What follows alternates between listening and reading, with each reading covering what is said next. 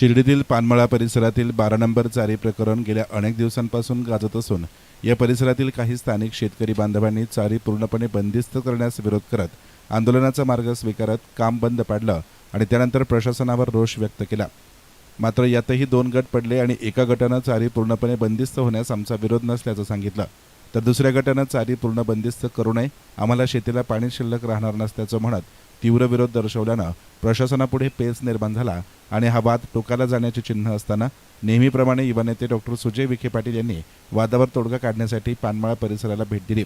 Doctor Vikhe Patil यांचं आगमन होताच रस्त्यात त्यांची वाट पाहत उभे असलेल्या माजी नगरसेवक उत्तम कोते यांच्यासह शेतकरी बांधवांनी डॉक्टर सुजय विखे पाटलांना थांबवत बैठक घेतली आणि त्यांच्यासमोर आपल्या भावना व्यक्त केल्या। त्यानंतर दुसऱ्या बाजूला कोते वस्तीवर चारी पूर्णपणे बंदिस्त होऊ नये यासाठी आग्रही असणाऱ्या विनायक कोते, अप्पासाहेब कोते यांच्यासह नगरसेवक आणि परिसरातील नागरिकांनी विशेषतः महिला भगिनी मोठ्या संख्येने एकत्रित झाल्याचं पाहून डॉक्टर सुजय विखे पाटील यांनी देखील आश्चर्य व्यक्त केलं। यानंतर सुरू झालेल्या बैठकीत डॉक्टर विखे पाटील यांनी उपस्थितांची एका चारीच्या छोट्या विषयासाठी तुम्हाला आंदोलन करावं लागलं आणि माझी प्रकृती बरी नसल्यानं प्रतीक्षा करावी लागली याबाबत दिलगिरी व्यक्त करत त्यांच्या भावना ऐकून घेतल्या आणि त्यानंतर म्हटलंय की नामदार राधाकृष्ण विखे पाटलांसह मी स्वतः किंवा मुख्याधिकारी, नगराध्यक्ष, उपनगराध्यक्ष आणि नगरसेवक हे सर्व फक्त पदावर आहेत ते तुमच्या सर्वांमुळे, त्यामुळे कोणावरही अन्याय होता कामा नये, कोणाचंही नुकसान न होता सामंजस्याने मार्ग काढला जाईल। तुम्ही सर्वजण कोणताही वाद न होता एकत्र एकोप्यानं राहावे हीच नामदार विखे पाटील यांच्यासह माझी आणि विखे परिवाराची इच्छा असून आजच यावर योग्य तोडगा काढू आणि चालीचा प्रश्न मार्गी लावू असं आश्वासन दिल्यानं उपस्थित सर्वांनी टाळ्या वाजवत स्वागत केलं। खरं ही पहिली वेळ आहे जेव्हा असा प्रसंग शिर्डीमध्ये आला की एखादा विषय हा 2 गटांमध्ये वादाचा मुद्दा झाला। शिर्डीमध्ये एवढे वर्ष विकास करत असताना प्रत्येकजण हा माननीय नामदार राधाकृष्ण विखे पाटील साहेबांच्या नेतृत्वामध्ये आपण अनेक अतिक्रमणही काढले आणि कुठलीही गोष्ट करत असताना समन्वयाने केली गेलेली आहे। हे काम मंजूर करत असताना जो मुद्दा विनायक अण्णांनी मांडला तो अतिशय रास्त यासाठी आहे की काम प्रस्तावित करताना अगोदर ग्रामस्थांची चर्चा करणं आवश्यक होतं, पण हे तितकंच महत्त्वाचं होतं की आम्हाला देखील कुंभमेळ्याचे पैसे किंवा प्रस्ताव मागण्याचा कालावधी हा फक्त आठवड्याभरात देण्यात आला आणि म्हणून त्या कमी कालावधीमध्ये तो प्रस्ताव सादर करावा लागला। प्रस्ताव घाईगडबडीत सादर करत असताना बऱ्याचशा गोष्टी ज्या संकल्पना होत्या रस्ते मोठे करण्याच्या, कारण की एवढा मोठा पैसा परत येत नसतो आणि म्हणून बहुतांश कामं दिघे साहेबांनी प्रस्तावित केले। कदाचित ते नगरसेवकांनाही माहीत नव्हते, नगराध्यक्ष उपनगराध्यक्षांनाही माहीत नव्हते, कारण की आम्हाला असा निरोप आला मंत्रालयातून की 1 आठवड्याच्या आत तुम्हाला 22 कोटीचे कामं सादर करा। मग ते घाईगडबडीत सादर करण्यात आले। मग जेव्हा आपण त्याच्यावर काम करायला सुरू केलं तर बरेचसे कामं सुरू झाले। यामध्ये शिर्डीमध्ये देखील शिर्डीच्या दोन्ही भागामध्ये शिर्डीत येताना मोठ्या मोठ्या कमानी पण आपण समाविष्ट केलेल्या आहेत, ते कमानी पण होणार आहेत, स्वागत कमानी आहेत कुंभमेळ्यासाठी, असे वेगवेगळे प्रकल्प आहेत। पण आज जेव्हा ह्या चारीचा विषय माझ्या कानापर्यंत आला, थोडा दुर्दैवाने मलाही विलंब झाला, मी आजारी होतो, मग नंतर बाहेर गेलो आणि आज हा निर्णय झाला की आपण याच्यावर मीटिंग लावू। तर जे काही मुद्दे आपण सगळ्यांनी मांडले त्या सगळ्या मुद्द्यांचा आपण सन्मान करू। आम्ही इथून गेस्ट हाऊसला गेल्यानंतर मला वाटतं की संध्याकाळी साधारण पुढं बनकरच्या वस्तीवर आपण बनकरच्या वस्तीकडे संध्याकाळी, तर आम्ही संध्याकाळी एका वस्तीवर आहोत। तर मी प्रामुख्याने जे काही 4-5 प्रतिनिधी आहेत आपले, ज्यांनी आपलं आपलं मत व्यक्त केलं, विनायक अण्णा असतील, आप्पाजी असतील, नगरसेवक असतील या भागातले, आणि जे कोणी येऊ इच्छितात 1-5-6 लोक आपण या आणि तुम्हाला अंतिम निर्णय आम्ही देऊन टाकू। निर्णयामध्ये 99.99% जे या भागातली मागणी आहे ती मागणी आपण ग्राह्य धरूनच तो निर्णय घेऊ आणि जे इतर लोकांची पलीकडची, आता तसं जर तुमचं 2 गट पडलेत किंवा 2 भाग झालेत तर हा परिसर पण वेगळा वेगळा आहे। अलीकडच्या लोकांची मागणी वेगळी आहे, पलीकडच्या लोकांची मागणी वेगळी आहे, बरोबर आपण बरोबर ना। तर साध्या भाषेत सांगायचं झालं तर उत्तम भैयाच्या घरापासून पुढचे लोक त्यांची मागणी वेगळी आहे आणि भैयाच्या घराच्या पाठीमागचे जे इथपर्यंत लोक आहेत त्यांची मागणी वेगळी आहे। काही मिसमॅच असेल, पण एक वास्तविकता मी तुम्हाला आवर्जून सांगेल. हे एवढं मोठं प्रकरण का झालं मला नाही माहिती. त्याच्यामध्ये अनेक हेवेदावे असू शकतात, पण त्यामध्ये आपण न गेलेलं बरं. जवळपास 2 किलोमीटरची चारी आहे, ज्यापैकी माझ्या माहितीप्रमाणे जवळपास 1 किलोमीटर 400 मीटर 1400 मीटर ही चारी ऑलरेडी बंदिस्तच आहे. 1400 मीटर 2 किलोमीटरपैकी. उरला मुद्दा हा 600 मीटरचा वादाचा मुद्दा झाला जेव्हा या सगळ्या गोष्टी समोर आल्या. कारण की मी येताना पण बरेचशी पाहणी केली तर सगळ्यांनी जवळपास ज्यांचे कमर्शियल दुकानं असतील, घरं असतील किंवा काय असेल ते बंदिस्त केलेत आणि परस्पर बंदिस्त करून त्यांनी ते चाऱ्या पुढे केल्या. जसं तुम्ही म्हटले की चारी मोजली गेली पाहिजे, तर मी तुम्हाला खात्रीशीर सांगतो की जेव्हा चारी मोजली जाईल तेव्हा सगळ्यांचं नुकसान होईल. शेतकऱ्यांचं नुकसान होईल, ज्यांनी घरं बांधले त्यांचं नुकसान होईल आणि ते आपल्याला करायचं नाही आहे. तो वादात फार मोठा मुद्दा होईल. कारण की 14 मीटर 15 मीटर 16 मीटर 21 मीटर मग ते 14 मीटर कोणाच्या शेतापर्यंत जाईल त्याचा अंदाज आपल्याला येणार नाही. आणि शिर्डीसारख्या जागेमध्ये आपल्या लोकांच्या जमिनी कमी करण्यामध्ये आम्हाला काही रस नाही. विकास मागं पुढं झाला तरी काय फरक पडत नाही, पण ग्रामस्थांना जे पाहिजे तेच आपण त्यांना देऊ. बळजबरी कुठलाही निर्णय लादला जाणार नाही. प्रशासन हे समन्वयाने काम करतं. दिघे साहेबांना, मला, अध्यक्षांना, साहेबांना आम्हाला काय वाटतं यापेक्षा ग्रामस्थांना काय पाहिजे ते जास्त महत्त्वाचं आहे. आम्ही कुठलंही काम प्रस्तावित करत असताना प्रशासन म्हणून आपलं काम आहे काम प्रस्तावित करणं. प्रस्तावित करताना कोणाला नुकसान व्हावं अशा दृष्टिकोनातून कुठलाही आराखडा बनत नाही. पण जर त्या प्रक्रियेला ग्रामस्थांचा विरोध असेल तर निश्चित आपण त्यांच्या विरोधाचा विचार करत, ज्या लोकांनी आज म्हणणं मांडलेलं आहे हे सगळे जुरे जाणकार लोक आहेत आणि तुमच्यामुळेच खरं शिर्डी आहे. एवढी मीटिंग मी आजपर्यंत कधी कुठल्याही वादाच्या मुद्द्यावर लावलेली नाही, पण हे मूळच वाद जुन्या ग्रामस्थांमध्ये झाल्यामुळं खरं या मीटिंगला यावं लागलं. नाहीतर न येता सुद्धा फोनवर मी सगळं रिकामी केलेलं आहे आजपर्यंत शिर्डी. पण हे पहिल्यांदा झालंय की हा पानमाळा लोकही सगळे पाण्याचा मुद्दा असल्यामुळे झालेला आहे साहेब. हे जे आलेले आहे ना यांचं म्हणणं एकच आहे, पाठीवर हाला पण पोटावर हालू नका हे सगळ्यांचं म्हणणं आहे. आणि पाण्याचा मुद्दा आहे. हे पाण्याच्या मुद्द्यासाठी हे आलेले सगळे. बघा भाऊ, आता आपण पाठीवर आणलेलं नाहीये. अहो जिथं नळ्या टाका तिथं डांबर टाकलं, मी विरोध केला. ह्या नळ्या टाका मग डांबर टाका. नगर सेवक म्हणे आपण चला परत टेंडर काढू म्हणे तिथं. दत्तनगरचा विषय असा आहे. अहो 6 महिने झाले नळ्या पडेल दादा. प्रत्यक्ष विचारा ठेकेदाराला, उमडेला विचारा. नगरसेवक आहे, नगरसेवकांना विचारून घेऊ आपण पुढे अडचण असेल. आणि खातेदार फॉर्म भरून बसलेले सातभर पाणी मिळत नाही त्यांना. पाणी मिळतच नाही. ते 12 नंबर चारी इथं तर ठीक आहे.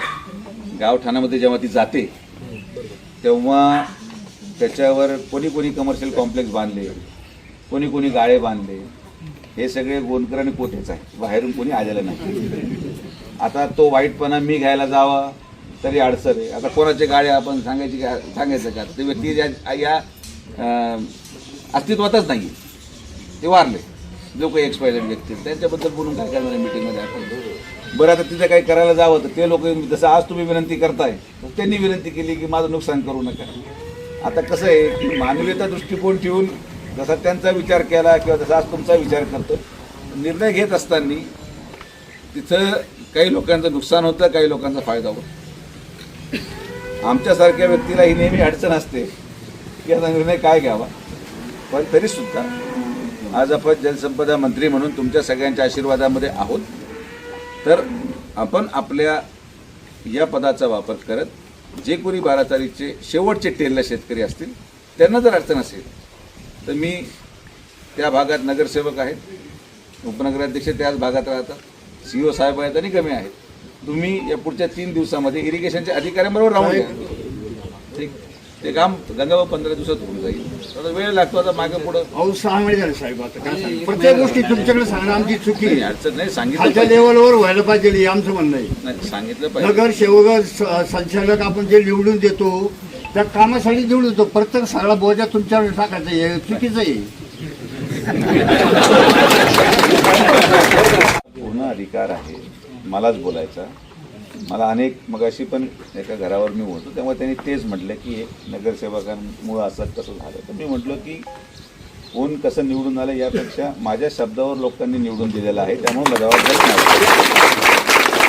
नगरसेवक एक निमित्त असतं किंवा एक माध्यम आहे तुमच्यापर्यंत यायचं, पण हे सगळे जे लोक निवडून आलेले आहेत, हे सगळी जी सत्ता आलेली आहे, या सगळ्या सत्तेमागं लोकांचा साहेबांवरचा विश्वास होता म्हणून आपली सत्ता येते. तुमच्यामध्ये तुम्ही ज्या विश्वासाने मतदान टाकतात की साहेब असल्यावर आम्हाला त्रास होणार नाही म्हणून साहेबांचा फोटो टाकून, आणि हे यावेळेस सिद्ध केलं.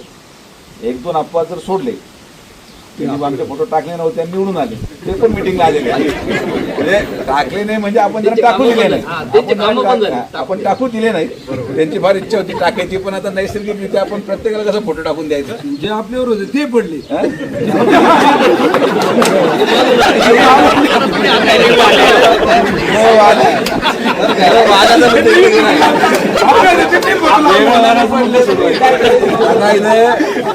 वादाचे मुद्दे इकडे घेऊ नका, आपण एका वादाच्या मुद्द्यावर आहोत.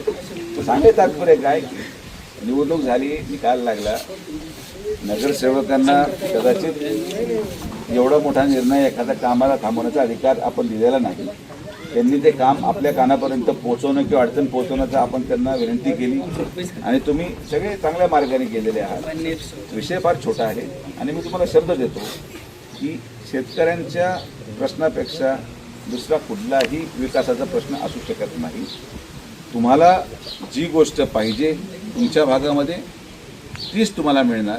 बळजबरी कोणी येऊन आपलं रेटा लावणं, आपलं म्हणणं मांडणं आणि मी बरोबर आहे या बाबतीत आपण कधीही असं मतदारसंघामध्ये केलेलं नाही. कुठल्याही कामावर अनेक वेळेस मी देखील एखादी गोष्ट ठरवल्यावर अनेक वेळेस मलाही माघार घ्यावं लागली आणि आपल्या लोकांसाठी माघार घेणं याला कमीपणा म्हणत नाही, याला तुमच्या प्रती आमच्या परिवाराची असलेली आत्मीयता आहे. तुम्ही जे आम्हाला 40 वर्ष सांभाळलं तर हे तुमच्यासाठी आहे आणि हे सगळे कामं तुमच्यासाठी आहेत. जे कामं तुम्हाला नसतील लागत ते बळजबरी आम्ही पण करणार नाही. तर एक संध्याकाळी 7-8 वाजेपर्यंत आम्ही 4 प्रमुख लोकांना बोलून मधला मार्ग आपण कसा काढू जेणे की तुम्हालाही पूर्ण समाधान होईल आणि जे दुसरे लोक आहेत ज्यांना काही थोडेफार अपेक्षा असेल की हे काम असं पण केलं जाऊ शकतं, त्या दोघांनाही समोर बोलून तो विषय आजच्या आज हा सगळा संध्याकाळी संपेल. यापुढं माझी विनंती राहील की जरी कुठं वाद असला तर एवढे सगळे पार एवढी गर्दी झाली आज नाही आणि ही वास्तविक सांगतो, हे जे 3-4 लोकांनी प्रश्न मांडले, विनायकांना, आप्पाजी आणि गंगाभाऊ, हे 3 लोक असे आहेत ज्यांनी आजपर्यंत कुठलंही तिकीट मागितलेलं नाही. यांना कुठलाही स्वार्थ नाही, हे निस्वार्थ भावनेने आमच्या पाठीमागे आहेत आणि ज्या लोकांचं कुठलाही स्वार्थ आमच्याकडे नव्हतं त्यांचे सगळं म्हणणं मान्य करणं हे आम्हाला क्रमप्राप्त आहे आणि म्हणून आम्ही त्या पद्धतीने करतो. त्यामुळं हे सगळे ते लोक आहेत, म्हणजे मला काही लोक आवडतात, सगळेच आवडतात असे काही मागतात, पण जे लोक ज्यांनी कधी अपेक्षा नाही, कधी तिकीट मागणं नाही, ज्यांनी काही काम मागितलं नाही, तर आपण असे लोक जपले आणि हे सगळे ज्येष्ठ लोक आहात. तुम्हाला एवढा त्रास सहन करावा लागला. उलटं मला या गोष्टीचं वाईट वाटतं की एवढं विलंब केला हा प्रश्न इथपर्यंत जाऊच तर, नाहीतर आपल्या तुम्ही सगळे एवढे सन्मान्य लोक आहात, तुम्हाला इथपर्यंत जायची आवश्यकताच नव्हती. कायदेशीर किंवा कायद्याने तुम्ही माझ्याकडे येऊनच हा विषय संपला पाहिजे होता. दुर्दैवाने मी आजारी असल्यामुळे तो वेळ देऊ शकलो नाही वेळेवर आणि मग हा विषय जास्त मोठा झाला. तर दिघे साहेब असतील आणि आम्ही सगळे नगरपालिकेचे प्रशासन, हे सगळे पदं आहेत. कोण नगराध्यक्ष आहे, कोण उपनगराध्यक्ष आहे, कोण नगरसेवक, तुमच्याशिवाय आम्हाला कोणालाच किंमत नाही, हे तुम्ही लक्षात घ्या. मी भाषणातही बोलतो, हे पदं कोणाला तरी द्यायचे होते म्हणून दिले गेले, पण या सगळ्या पदांपेक्षा तुम्ही समोर बसलेले यांच्यापेक्षा मोठे आहात. हे एक गोष्ट तुम्हाला मी आवर्जून सांगतो. मी एकदा यांचं म्हणणं टाळेल पण तुमचं कोणाचं म्हणणं टाळू शकत नाही, हे पण तितकंच सत्य. त्यामुळे आम्ही पदाधिकारी कोण कोणत्या पदावर बसले, मी कुठे आहे आणि कोण कुठे आहे आणि कोण परत निवडून येणार हा विषय नंतरचा आहे. तुम्ही तुमचं म्हणणं हे सगळ्यात अंतिम आहे. याच्यामध्ये दोन्हीही बाजू, म्हणजे आजची तुम्ही बाजू मांडली आणि ज्या लोकांनी मग अशी मी तिकडे एका ठिकाणी थांबलो होतो त्यांनी त्यांची एक बाजू मांडली. तर एक तर संध्याकाळी 4 लोक बसून कडू घास आपण काढू आणि सगळ्यांना जीव पण घालतो. म्हणजे काय होईल, कारण की हा कसं आहे की आता कळत न कळत मन दुखवले गेलेले आहेतच. तर ते देखील मला नुसतं हा प्रश्न सोडवायचा नाही आहे, कारण की हे 40 वर्षाच्या संघर्षामध्ये कमवलेली संघटना आणि याच्यामध्ये एका छोट्याशा चारीमुळं वाद व्हावा असं मला अजिबात योग्य वाटत नाही. म्हणून आपण संध्याकाळी दोन्हीही विचाराचे 4 प्रमुख लोक बोलू आणि समोर सगळ्यांचा मार्ग काढून हा विषय बंद करून टाकू आणि आज संध्याकाळी हा निर्णय होऊन जाईल. तुम्ही सगळे आलात, सगळ्यांचे मनापासून आभार. निश्चिंत राहा, तुमच्यापेक्षा मोठं काहीच नाही हे मी तुम्हाला आवर्जून सांगतो. आणि याच्या पुढं देखील कुठलाही प्रश्न असेल, तुम्ही जसं म्हणता की तुम्ही एखाद्या नगरसेवकाला सांगितलं असेल, एखाद्या प्रतिनिधीला सांगितलं असेल आणि ते काम होत नसेल तर तुम्हाला पूर्ण अधिकार आहे मला सांगायचा. त्या बाबतीत अजिबात काही मनामध्ये शंका किंवा संकोच असायचं काही कारण नाही. जेवढा अधिकार नगरसेवकांचा माझ्यावर आहे त्यापेक्षा जास्त अधिकार तुमचा माझ्यावर आहे. त्यामुळे तुमच्यासाठी हे सगळं चाललंय, नाही तर या काही गोष्टी होण्याचंही कारण नाही. गेल्या काही दिवसांपासून अगदी प्रतिष्ठेचा आणि टोकाचा वाद निर्माण होण्यापर्यंत गेलेला 12 नंबर चारीचा प्रश्न डॉक्टर सुजय विखे पाटील यांनी अगदी सफाईदारपणे हाताळत दोन्ही गटांना दिलासा दिलाय आणि तरुण, ज्येष्ठ, महिला भगिनी आणि नगर परिषद अधिकारी, नगरसेवकांना सर्वांना सामावून घेत निर्माण झालेल्या वादाला चुटकीसरशी कसे सोडवावे आणि त्यासाठी एक परिपक्व राजकीय भूमिका कशी असावी याचं मूर्तिमंत उदाहरण डॉक्टर सुजय विखे पाटील यांनी दाखवून दिले. येसन मीडियासाठी कॅमेरा पर्सन साई सुराळे, शिर्डी.